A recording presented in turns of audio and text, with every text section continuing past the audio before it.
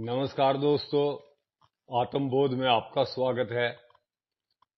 श्री भागवत गीता का 6ठा अध्याय चल रहा है।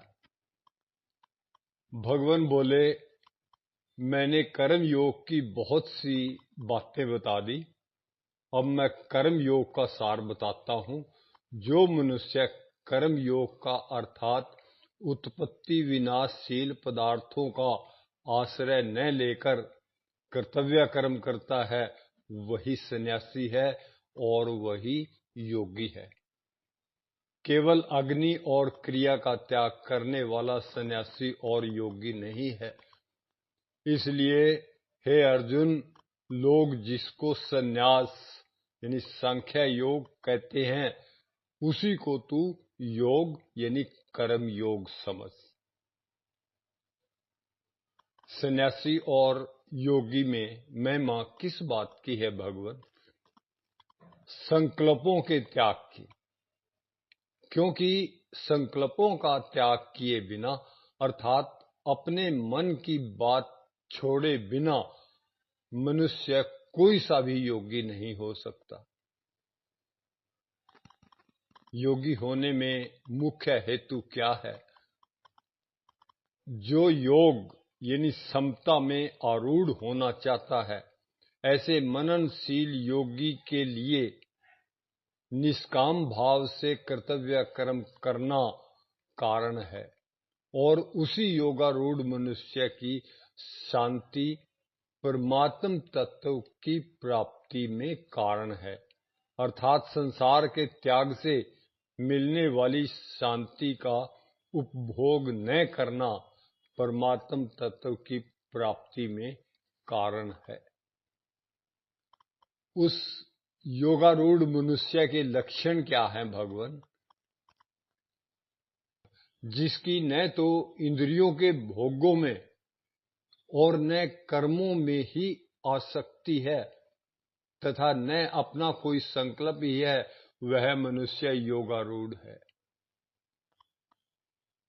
मनुष्य को योगारूढ़ होने के लिए क्या करना चाहिए? स्वयं को आप ही अपना उद्धार करना चाहिए, अपना पतन नहीं करना चाहिए। क्योंकि यह आप ही अपना मित्र है और आप ही अपना शत्रु है।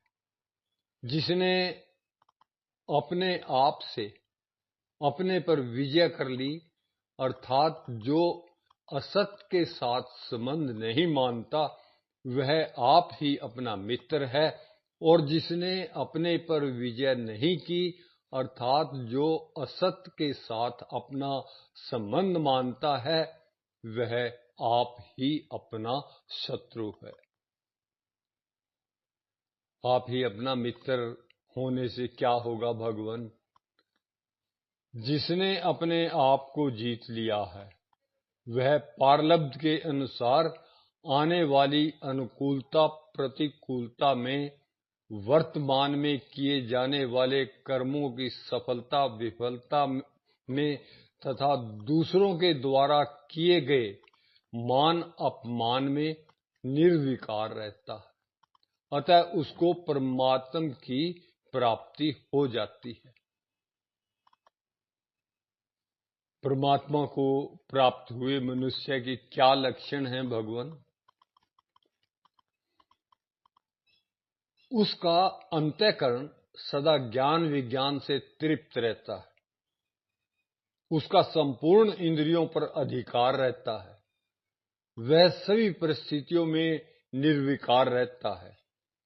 मिट्टी के ढेले, पत्थर तथा स्वर्ण में उसकी समबुद्धि रहती है। ऐसा योगी समता युक्त कहा जाता है। केवल पदार्थों में ही नहीं, मित्र, शत्रु, उदासीन, मध्यस्थ, द्वेष, बंधु, साधु और पापी व्यक्तियों में भी जिसकी समबुद्धि रहती है, ऐसा वह समबुद्धि वाला मनुष्य सर्वश्रेष्ठ है। आज के लिए इतना काफी है जी।